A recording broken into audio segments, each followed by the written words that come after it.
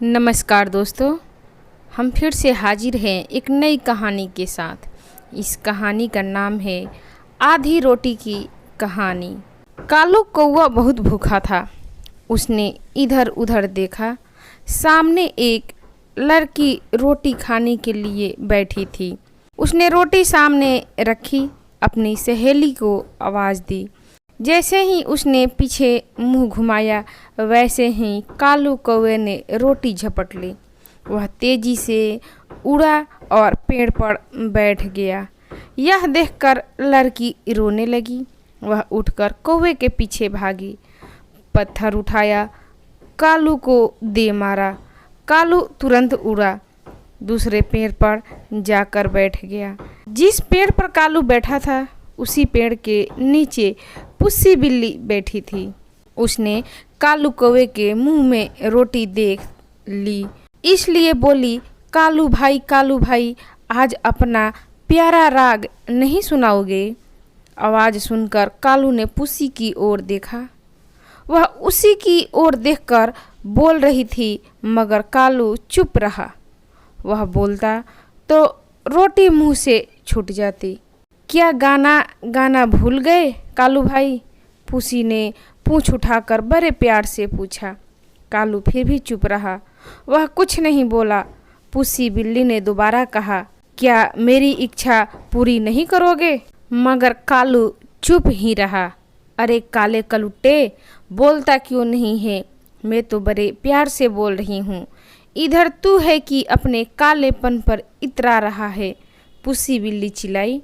कालू कौवा पुसी की कड़वी बातें सुनकर चुप नहीं रह सका। उसे गुस्सा आ गया। वह चिल्लाकर बोला, अरे जा, तेरे जैसे बहुत देखे हैं। जैसे ही वह बोला, वैसे ही उसकी मुंह से रोटी छूट गई। पुसी इसी ताक में बैठी थी। उसने झट से रोटी मुंह में ले लपकी और वहां से दूर भागने लगी। पुसी कुछ देर आगे गई थी कि सामने से टॉमी आ गया।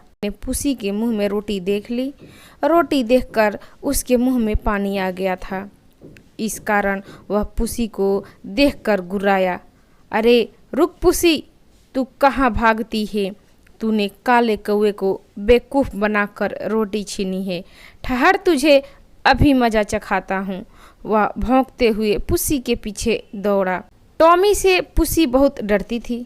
उसे टॉमी के रूप में अपने पीछे मौत दौड़ती नजर आई, इसलिए उसने सबसे पहले खुद को बचाना जरूरी समझा। वह जल्दी से टॉमी से पीछा छुड़ाने का उपाय सोचने लगी, मगर उसे कोई उपाय नजर नहीं आया। वह रोटी छोड़कर भाग खड़ी हुई। टॉमी को रोटी चाहिए थी। उसने झट से रोटी उठाई और भाग लिया। टॉमी बहुत खुश था। आज उसे बिना मेहनत किए ही रोटी मिल गई थी। वह सोच रहा था, आज मैं ताज़ी रोटी खाऊंगा। वह तुरंत अपने घर की ओर चल दिया। टॉमी के घर के पास एक पेड़ था। उस पर बंटू बंदर बैठा हुआ था। उसने टॉमी के पास रोटी देख ली। वह भूख से तड़प रहा था। रोटी देखकर उसके मुंह में पानी आ गया। काश यह रोटी मुझे मिल जाती, यह सोचते हुए बंटू बंदर नीचे उतरा। कुछ ही समय में वह टॉमी के पास जाकर सामने खड़ा हुआ। जैसे ही वह टॉमी के सामने पहुंचा, उसने जोर से खौं खौं किया। टॉमी ने अपने सामने अचानक बंटू बंदर को देखा तो घबरा गया। खूंखार बंदर को सामने देखकर उसकी घिघी बंद हो गई। घबराहट में उसके मुंह से रोटी छूट गई। बंटू बंदर यही तो चाहता था। वह रोटी लेकर पेड़ पर चढ़ गया। अब मैं आराम से बैठकर खाऊंगा, बंटू बंदर ने सोचा। उस पेड़ पर पहले से एक और बंदर बैठा था। उसने अच्छा मौका देखा। वह बंटू की ओर लपका, मगर बंटू बंदर रोटी के 2 टुकड़े कर चुका था। उसने एक टुकड़ा मुंह में रख लिया। रोटी का दूसरा टुकड़ा बंटू के दूसरे हाथ में था। उसने दूसरे बंदर को देखकर अपना दूसरा हाथ ऊंचा उठा लिया, ताकि दूसरा बंदर रोटी छीन न सके। कालू कौवा यह तमाशा देख रहा था। उसने अच्छा मौका देखा। वह झट से उड़ा उसने बंदर के हाथ से रोटी झपटी। दूसरा बंदर यह देखकर जोर से कूदा। तब तक कालू कौवा उड़ चुका था। इस तरह कालू कौवे के हाथ में आधी रोटी ही लग गई। इस कहानी से हमें यह शिक्षा मिलती है, हमें कभी भी उम्मीद नहीं छोड़नी चाहिए, हमें अपने काम को निरंतर करते रहना चाहिए।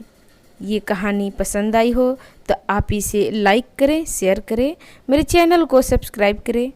तब तक के लिए धन्यवाद। नमस्कार।